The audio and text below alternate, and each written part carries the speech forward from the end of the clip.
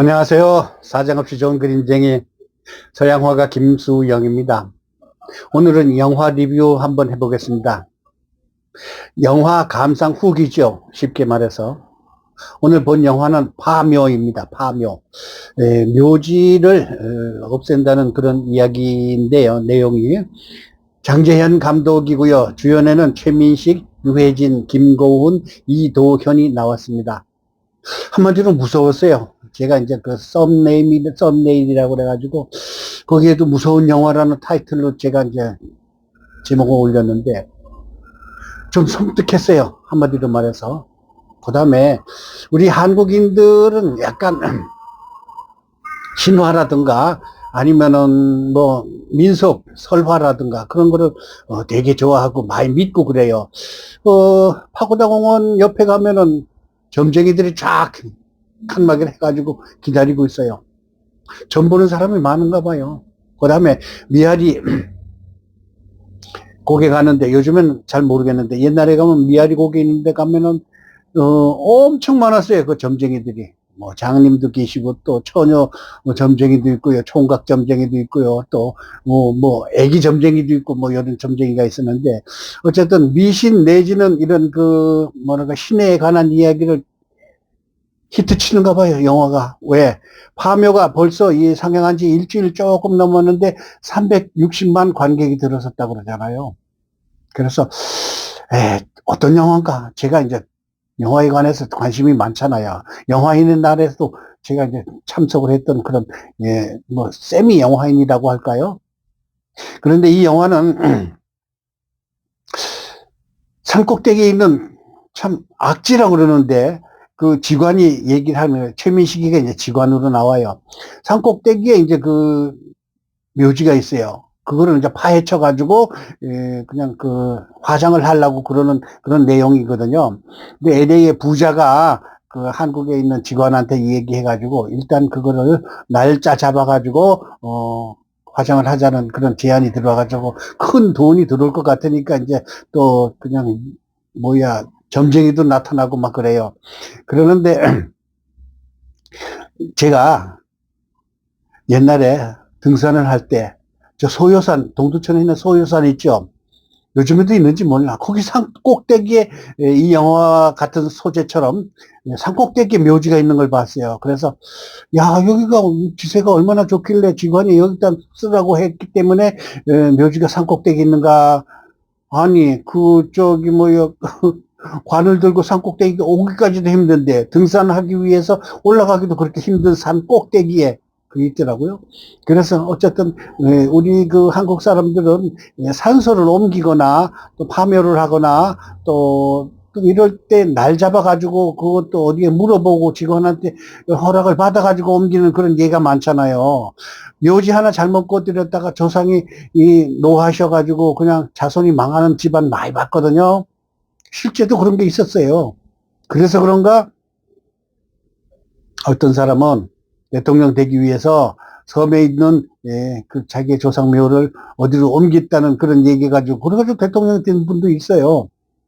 그런데 이 파묘는 자세한 얘기하면 영화를 보시는 분한테 이제 신뢰가 돼서 내용을 얘기하면 그렇지만 어쨌든 아까 얘기한 대로 그 묘지를 옮기기 위해서 그걸 팠는데 거기에 500년 전에 일본 장교 귀신이 들어가 있어요. 묘지 안에 파묘를 했는데 그 밑에 또 다른 묘지가 관이 있어. 그래가지고 놀래가지고 그걸 파헤치다가 뭐 뱀이 나오고 뭐 어쩌고 아이고 엄청 무서웠어요. 솔직한 얘기로. 근데 작년에 우리나라 대한민국에서 사망한 사람이 34만 명이나 돼요. 해마다 30만 명 내외가 사망을 하게 되는데 옛날에는 안 그랬는데 지금은 거의 90%가 화장을 하잖아요. 제가 이제 좀 있으면 며칠 있으면 이제 한식날이잖아요. 그래 이제 아버님 묘소에 이제 어머니도 같이 모셨는데 우리 형제들이 꼭 한식 때면 산소에 가거든요. 그냥 갈 때마다 참 수많은 사람들이 그 묘지에 누워 있는 걸 보고서 아 인생은 허무하구나 짧고 참 화살같이 가는 게 인생이다라는 이야기를 하면서 오늘 성삼문의 시 이 몸이 죽어가서 무엇이 될꼬 하니 복내산 제일봉에 낙낙장송되어 백설이 만건곤하니 독야청청하리라. 성삼문께서도 돌아가시면서 이런 시를 읊었잖아요. 물론 이성계한테 배신을 하지 않기 위해서 그렇긴 하지만 조선시대에 그런 좀 선비들도 돌아가셨고 100년 전에 살아 계셨던 분 지금 현재 몇 분 안 계시거든요. 100년 이전에 살았던 분들은 다 돌아가십니다. 우리도 이제 언젠가는 갈 거고 올 때는 기약을 하지만 갈 때는 기약이 없다고 그러잖아요. 그래서 또 마침 생각나는 게 김소월이 시 접동새라는 시를 제가 엄청 좋아합니다. 접동 아우레비 접동 진두산 강가에 살던 우리 누나는 시세움에 죽었습니다. 밤이 되면 이산저산 옮아가며 슬피 웁니다. 접동 아우레비 접동. 죽음이라는 것은 글쎄요, 두려워하지 말라. 모두가 가는 길인데 나도 때가 되니 가겠지.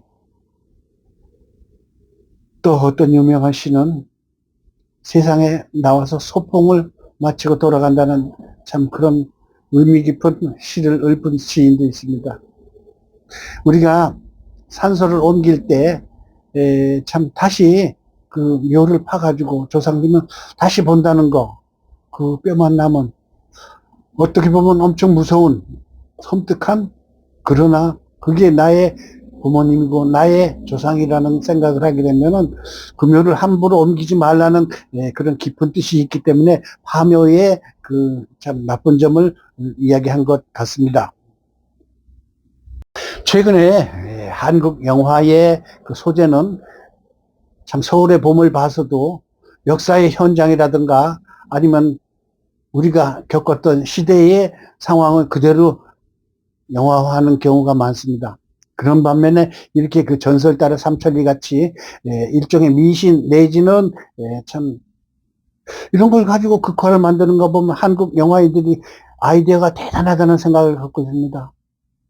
우리가 살아생전에 하지 못했던 것을 하늘나라에 가서 할 수 있을까요?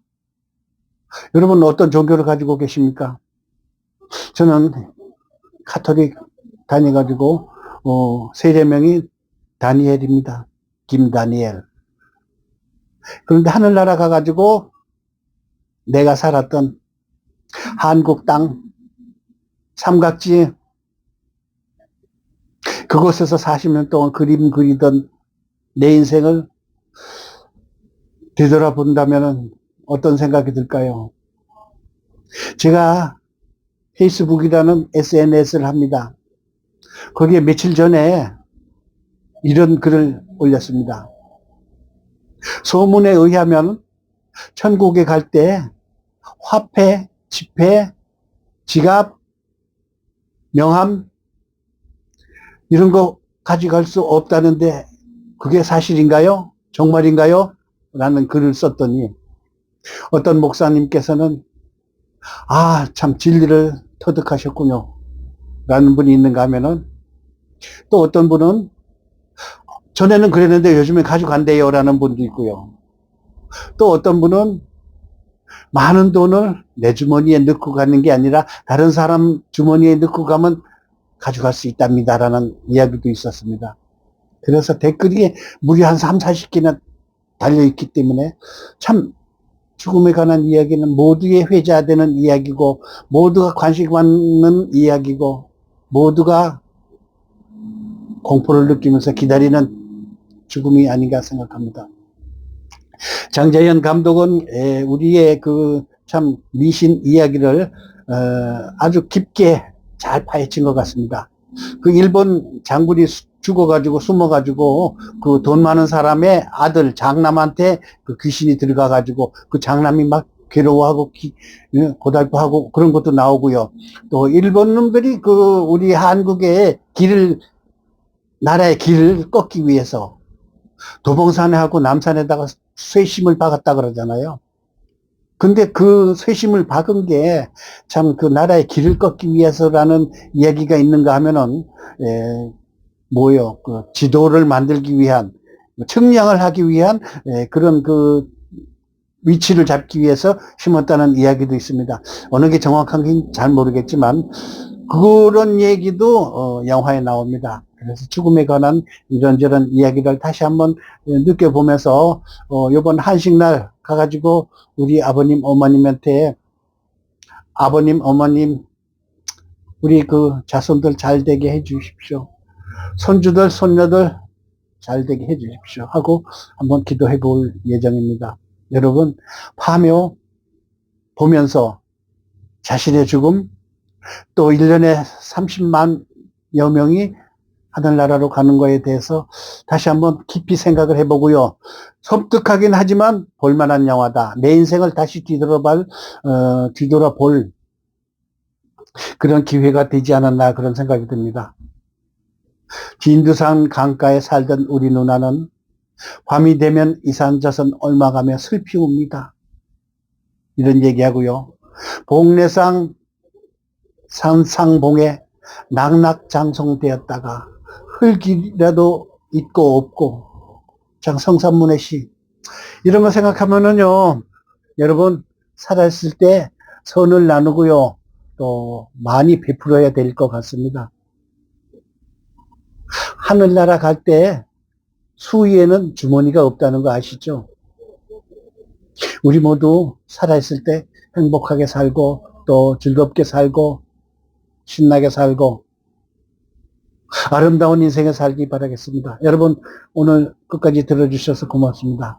자, 구독, 좋아요 부탁드리겠습니다. 감사합니다.